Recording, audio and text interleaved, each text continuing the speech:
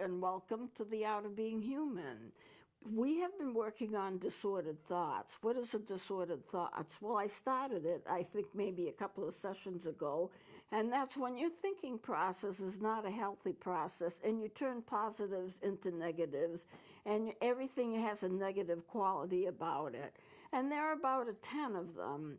These are not the same things as the adjustment mechanisms that I've talked to you about before, things like working harder and putting more effort in what you're doing, and it's not like that. These are actual thought processes that you have.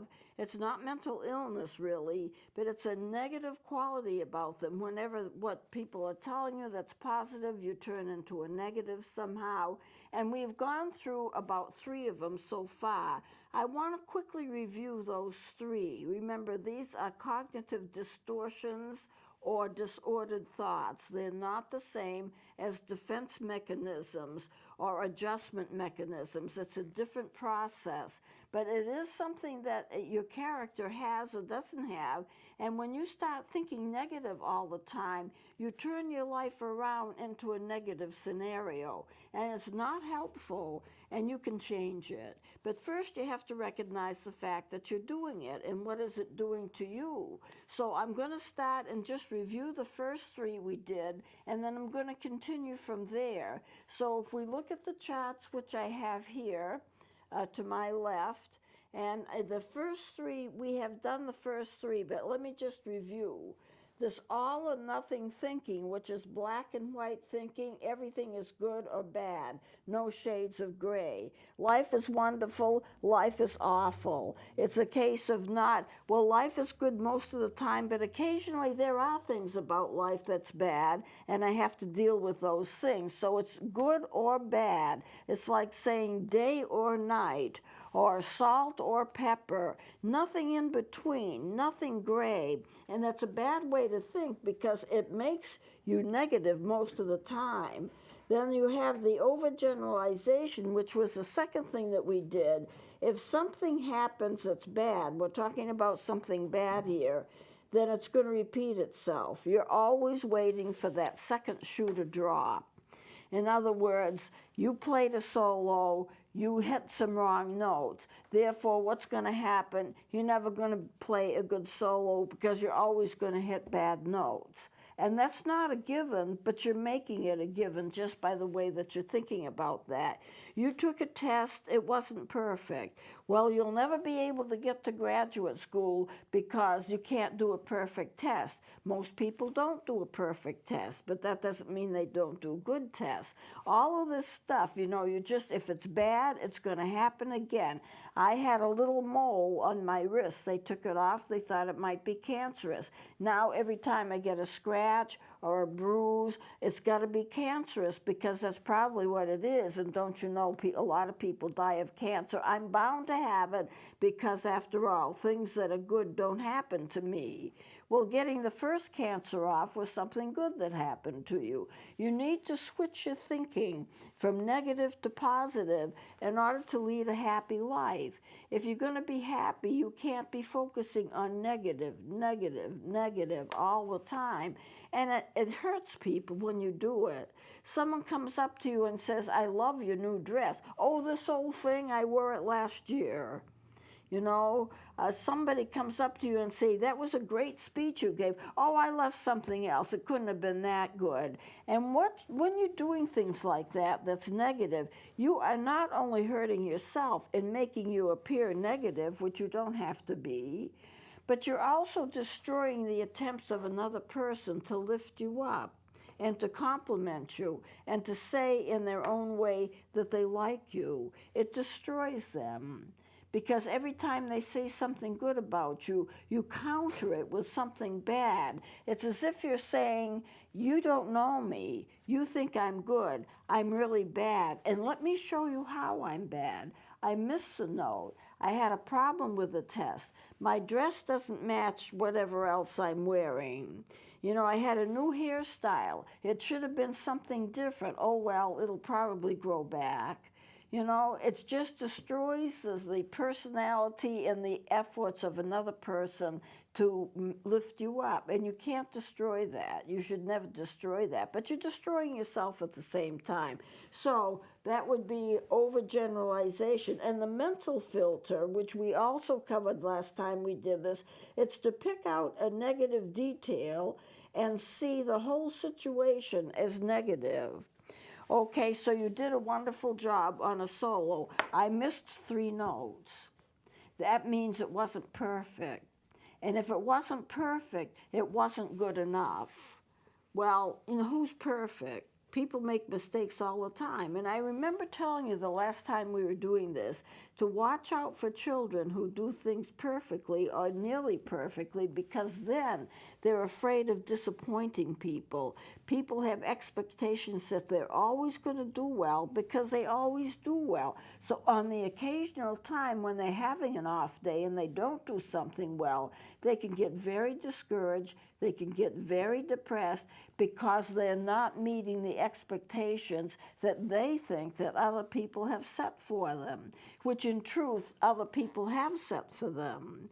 If I have a child that gets A's in every single thing they're doing, and suddenly they get a C, they may think of themselves as being a disappointment to me because they also didn't get an A. And so therefore, if this continues and they get that discouraged, they're likely just to give up and they're not going to try anymore. Or they could get discouraged enough to hurt themselves, even to commit suicide. I've seen it happen. It hasn't happened to any of my students, fortunately, but I have seen it happen with other people and other students. So as you're working with people, so you missed a note, it's not the end of the world. So you missed a line in the play that you're in, it's not the end of the world, So you didn't do exactly well enough that you wanted to do, or your hairstyle didn't come out exactly like you wanted it to, or maybe the job that you sought wasn't there, so you got another job. It wasn't quite as good as the first job you wanted, or whatever. That's just life, and we live life. And I am a firm believer that there's a purpose for everything. If there's a purpose for everything and you didn't get that job that you wanted, maybe God has something better for you. Or maybe God has something that's better for your needs at the present time. Maybe you're not ready for something else. Maybe He needs to have you learn certain things from another job before you progress to another one. So you see, there's always a purpose in anything, and no one's perfect, and no one should be expected to be perfect. So you missed a note, who cares? I went to a concert. It was with Arthur Fiedler conducting the Boston Pops, and it was at the Esplanade Center in Boston. And there was a trumpet player that was going to do a solo. He was a young man. He was about in his 20s, I think. I mean, he was an adult. He wasn't a child, but he was so nervous. You could feel it. You could see it. He was trembling. You could see him tremble. And no one likes to watch a soloist being that scared. It's not enjoyable watching somebody being that frightened. And Arthur Fiedler just took his hand, and he's conducting this orchestra. He conducts with one hand, which is unusual. You really need two. And he put his other hand on that young man's shoulder just to calm him down. And the young man missed a couple of notes here and there. It wasn't awful, but from nervousness, he cracked some notes. The notes weren't clear, and I knew it was just nerves, and so did everybody else, because it was so obvious. And I thought it was just a kind thing for Arthur Fiedler to do, just to try to help to calm him down. Once he got used to playing in public, because there was a lot of people there, then it wouldn't bother him. I've never had that problem, really. I just play, If I miss a note, I miss a note. I can make up for it. I can even make it up. Once I was doing a solo and I lost my place. I had no idea where I was, so I made up the whole thing. Everybody thought it was great. I finally said, I lost my place and I made it up, but it probably was better than what I wrote out to begin with, and we all had a big joke about it. It's okay to be a human being. God made you a human being. So when we come to the disordered thoughts, and I will continue with this until we cover them all, when we get to the disordered thoughts, you need to try to change around your thinking and change your attitude. And I'm not saying this to be mean. I'm just saying that if you do show some of these tendencies and you can turn it around, you will be a much happier person. And if you're a much happier person, the people around you will also be happy, because what happens is that whatever you are, however you feel, that kind of spreads out, and a lot of people are affected like that. Certainly your children, your spouse, your family is affected by that. And if you can be cheerful and you can look at things a little differently, you can be happier, then that's going to affect them as well. So we went through the all or nothing, overgeneralization, and a mental filter, picking out a negative detail and just dwelling on it and dwelling on it and dwelling on it. So then we get to the next one, which we haven't. These from here on in, I haven't done these, so I'll spend more time with them. The fourth one is disqualifying the positive. And what does that mean? If you transfer your neutral or positive experiences into negative ones, you get a comment and you say, that's not true. I didn't do as good as you think I did. Some of these blend together and there's a lot of similarity between them. However, there are some distinguishing things between them too. So we list them separately. Or somebody comes up to you and say, you did a wonderful job in the test. Oh, I missed one. It wasn't that perfect. I wished it had been perfect. I'll probably get an A- instead of an A. To which I'd say, who cares? You know what I mean? It's not the end of the world if you get an A- instead of an A. Now, there are some situations where it's critical that you get things right. You know, an airplane pilot had better get it right when landing their plane on a boat, you know. They have to get things right. But I'm talking about everyday life of most people. We're not airplane pilots, most of us. And most of us lead lives where we need to be good at what we're doing, but there are other things that if they're not perfect, it's not going to be very harmful to anybody. Now, I'm not giving an excuse to slough off and not do the best you can, but I'm saying be realistic. And if you do miss something, that's okay. It's not the end of the world. So you get a compliment and you say, oh, nothing. This isn't anything. Somebody compliments you on your clothes. Oh, this old thing, I've had this forever. I don't wear it very often, but I really wished I had something else to wear instead of that. You can see, if you bring this through, the way that I'm hoping that you'll bring this through, how you could hurt another person in the process who is trying to build you up. They're trying to be positive. They're trying to build you up. They're trying to let you know that they care about you. And your response to a compliment shouldn't be, oh, yeah, well, I didn't do it right. You should be saying, well, thank you, I appreciate that. Or thank you, now I know I'm on the right track. Or some kind of a complimentary thing back. You did very well yourself. If it's like a competition, you know, competitions don't have to be everybody's my enemy. I want to be the one to win. And we have to be careful. Now, I heard a couple of things on TV about figure skaters. One figure skater went to another figure skater and said, you really skated very well. And then her coach got angry at her and later on took her to one side and says, you've got to think of your competitors as being your enemies.